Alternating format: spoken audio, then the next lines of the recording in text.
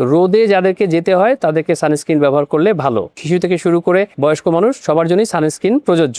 যাদের ত্বক শুষ্ক তাদেরকে সাধারণত আমরা ক্রিম ফরমেশনে যেসব সানস্ক্রিন পাওয়া যায় সেসব সানস্ক্রিন দিয়ে থাকি। আর যাদের ত্বক একটু অয়েলি তাদেরকে আমরা সাধারণত জেল বা লোশন ফরমেশনে যেসব সানস্ক্রিন পাওয়া যায় এসব সানস্ক্রিন গুলো দিয়ে থাকি। কখন সানস্ক্রিন ব্যবহার করব বা দিনের কোন সময় সানস্ক্রিন দিব? তো আপনি যদি বাইরে যান বা আপনি যদি রোদের মধ্যে কাজ থাকে তাহলে আপনাকে বাইরে বা রোদে বের হওয়ার আধা ঘন্টা পূর্বে সানস্ক্রিন ব্যবহার করতে হবে। কারণ যে কেমিক্যাল সানস্ক্রিন গুলো আমরা দিয়ে থাকি এই কেমিক্যাল সানস্ক্রিনটা কিন্তু ত্বকের মধ্যে অ্যাবজর্ব হয়। এই অ্যাবজর্ব হতে কিছুটা সময় লাগে। এই জন্য আপনি সানস্ক্রিন দিয়েই বাইরে চলে যাবেন না, বরং সানস্ক্রিন দিয়ে কিছুক্ষণ অপেক্ষা করে, আমরা যেটা বলি যে 15 থেকে 30 মিনিট বা আধা ঘন্টা অপেক্ষা করে তবেই আপনি বাইরে যাবেন। এখন শুধুমাত্র কি আমরা সানস্ক্রিন ব্যবহার করব? না, শুধুমাত্র যদি আপনি সানস্ক্রিন ব্যবহার করেন তাহলে কিন্তু আপনার ত্বক সম্পূর্ণ রোদের থেকে প্রোটেকশন পাবে না। সানস্ক্রিন ব্যবহার করার সাথে সাথে কিন্তু আপনাকে আরো কিছু প্রোটেক্টিভ মেজার ব্যবহার করতে হবে। যেমন আপনি বাইরে যাওয়ার সময় ক্যাপ পরতে পারেন বা হ্যাট পরতে পারেন, আপনি ফুল হাতা জামা পরবেন, আপনি চোখে সানগ্লাস পরবেন। তাহলেই আপনি অনেকাংশে এই রোদের অতিবেগুনি রশ্মি থেকে রক্ষা পাবেন।